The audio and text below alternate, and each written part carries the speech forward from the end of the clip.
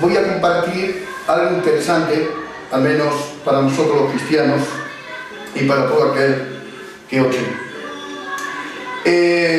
La Biblia nos habla de una picardía cristiana, que la cual no procede de Dios y tampoco procede del amor y la misericordia, no procede de la carne o unas artimañas del propio diablo. Y quiero pues dar una enseñanza sobre este tema. Segunda de Corintios, en el capítulo 11, del versículo 3, el apóstol San Pablo pues nos recuerda y enseñaba en aquellos tiempos acerca de la picardía cristiana. Dice: pero temo que como la serpiente con su astucia engañó a Eva, y a vuestros sentidos sean de alguna manera extraviados de la sincera fidelidad a Cristo. De aquí tomamos una palabra del griego para el término picardía, es panología, que significa engañoso, arrogante, y esto pertenece al campo de Satanás y no pertenece al campo de una vida consagrada en la santidad de Dios. La picardía significa malos artimañas, astucia. Es decir, una persona que está empleando su astucia y sus artimañas para poder atraer, engañar y llevarse a su campo, o sea, manipular y dominar a la persona, en cuanto una persona más bien de la carne, más bien una persona no regenerada, aunque inclusivemente estén viviendo mucho tiempo en los cultos, pero ahí hay un tremendo escondite, donde esto se esconde y hasta que se puede descubrir a través del cernimiento del Espíritu Santo. Y sin embargo, Lucas capítulo 20 y versículo 23 dice: mas él, comprendiendo la astucia de ellos, le dijo: ¿por qué me tentáis? Hay muchas maneras de tentar y muchas maneras de hacer tentar a la persona, hacerle caer a la persona o hacerle apartarlo de los planes de Dios, cuando la persona es débil y la persona no está crecida en la fe y en el conocimiento de las Santas Escrituras. Sin embargo, Filipenses capítulo 4 y versículo 14 dice: sin embargo, bien hicisteis en participar conmigo en mi tribulación. Es decir, la persona que es regenerada, una persona que vive en la santificación, la persona que vive apartada, una persona que vive cara a Dios, él participa en las tribulaciones por cuanto que ama la verdadera palabra de Dios y el amor del Señor y la obra de Dios, y no le da cabida a algún pensamiento que procede del diablo ni ningún pensamiento que procede del mismo acerca de la carnalidad. Si el apóstol San Pablo se ve aquí para enseñar, o mejor dicho, nos enseña en 1 Corintios 4, versículo 3, yo en muy poco tengo el ser juzgado por vosotros o por tribunal humano, ni aún yo me juzgo a mí mismo. Es decir, nadie podía juzgar al apóstol San Pablo porque él vivía totalmente para Dios y no utilizaba ninguna picardía, por así decirlo, de sus conocimientos, unos conocimientos más bien humanos al principio, porque él lo que utilizaba era el conocimiento de la revelación de Dios, que otra vez de la iluminación de Jesucristo le iluminó la verdadera verdad acerca de Dios. Bien, aquellos que persiguen la obra de los nicolaítas, mejor dicho, son aquellos quienes son solo van tras las riquezas de este mundo. Desde luego, no hay nada malo en tratar de ganarse la vida, aún llegar a ser rico.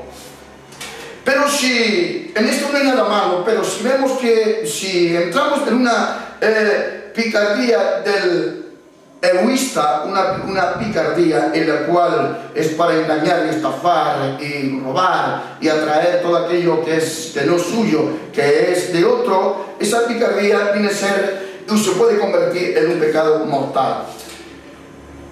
Pero cuando el único propósito de tu vida se convierte en la acumulación y caes en la idolatría y terminas siendo controlado por tu ambición, entonces tu fe seguramente será destruida. Es decir, si tú tienes ambición de ganar por tu picardía, más bien la vida económica, más bien el costo económico, o más bien para ganar alguna alma débil, almas que están debilitadas, que no tienen, y está usando la picardía para sacarle o manipularle o para dominar su vida, estás cometiendo un grave error, porque no has sido llamado a manipular a nadie y tampoco a dominar a nadie, porque Dios creó al hombre libre de albedrío y lo creó libre.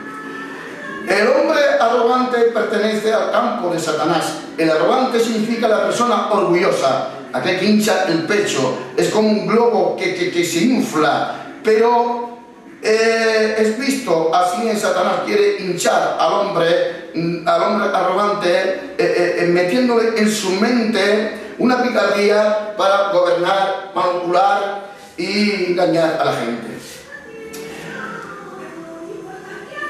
La palabra griega phronimos significa de sensato, cegar, discreto, aplicado, carácter, cauto, mientras que el donita, habilidad, práctica o comen, indica más bien inteligencia o adquisición mental. En su sentido malo, arrogante, y también el comparativo prudente, sensato, arrogante y acuerdo.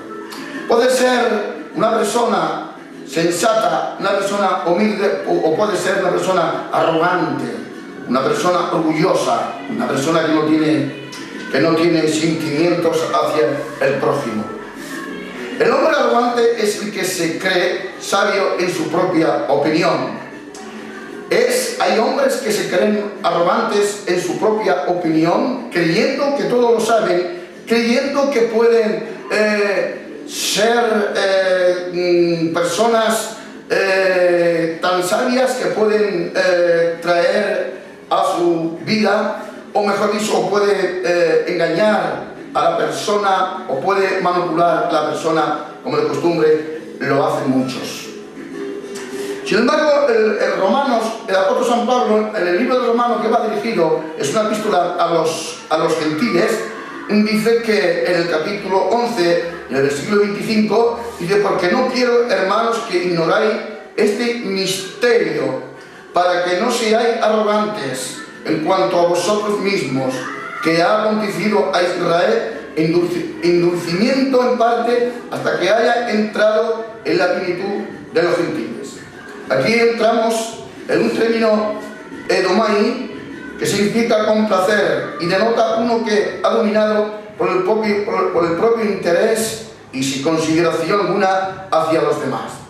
Significa por el propio interés, quiere dominar a los demás para llevárselos a su terreno, para que sea el cabeza de ellos, cuando no es el hombre el cabeza, sino es Jesucristo nuestra cabeza.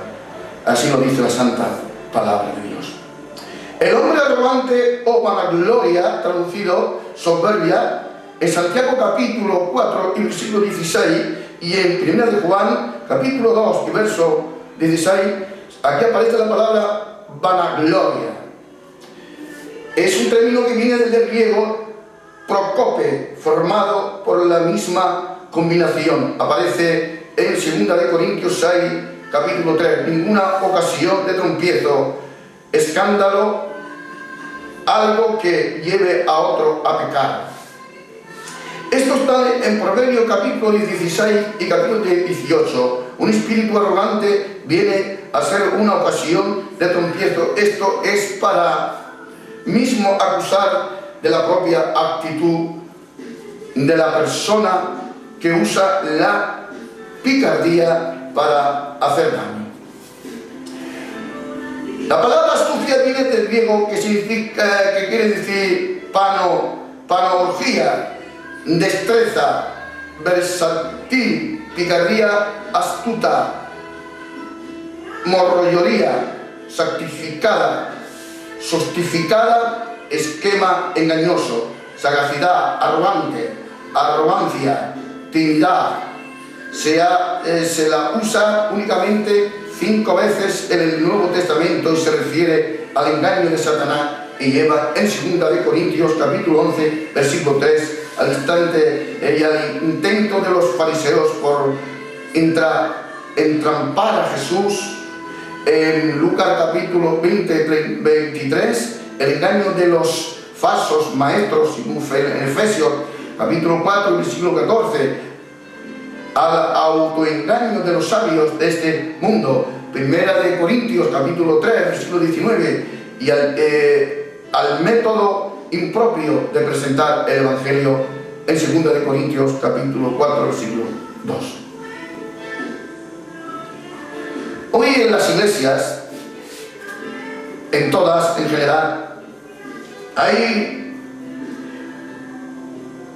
un grupo apartado que viven o actúan con esta astucia maliciosa, y más cuando dominan en el poder, una astucia que es venenosa, que es pura mentira, que es del diablo, en la cual pues no hacen bien a las almas, sino que en vez de demostrarle el cariño y el amor y el respeto y la valoración, es lo contrario. Se apoderan de ellos porque están dominando, porque están en el poder. Esto es un gran peligro para aquellos que están en el poder, que no se crean que es nadie, porque el propio demonio, que es Satanás, cuando se creyó que estaba en el poder, quiso ser más que Dios, y allí Dios lo arrojó desde su trono en ese paraíso celestial, donde vestía de gran ropas de gloria, pero Dios lo arrojó a la tierra. En 1 de Corintios capítulo 3 versículo 21 dice: así que nadie se glorie en hombres, pues todo de vosotros es. Nadie se puede gloriar en hombres, porque es todo de nosotros. O sea, todo de nosotros es lo que nos pertenece por herencia, el cielo. Esto de nosotros no son por hombres, nadie se puede gloriar en hombres. Así que la persona que sea manipulado por hombres y se glorie por hombres está equivocado, están viviendo una vida errónea. Pues todos de vosotros, dice la palabra del Señor. En 1 de Corintios 3:22 dice: sea Pablo, sea Apolo, sea Cefas, sea mundo, sea vida, sea muerte, sea lo presente, sea lo futuro, todo de vosotros. O sea, es todo de vosotros. En 1 de Corintios capítulo 3 versículo 23, vosotros, pero de Cristo, y Cristo de Dios. O sea, todo es de nosotros, pero todo es de Cristo, y de Cristo es de Dios. Que así que nadie se puede aquí gestarse. La palabra hebrea sawam, que significa fraude, engaño, malicias, falsedad, vanidad, vicios. En primera, esto aparece en los 53 casos de sawas, son principalmente en poesía. El significado fundamental del vocablo es engaño, fraude, malicias, falsedad. Este significado queda claro como se usa en un contexto jurídico. No se concertará, mejor dicho, no te concertarás con el impío para ser testigo falso. Éxodo capítulo 23, 1. La palabra sheker en hebreo significa una falsedad por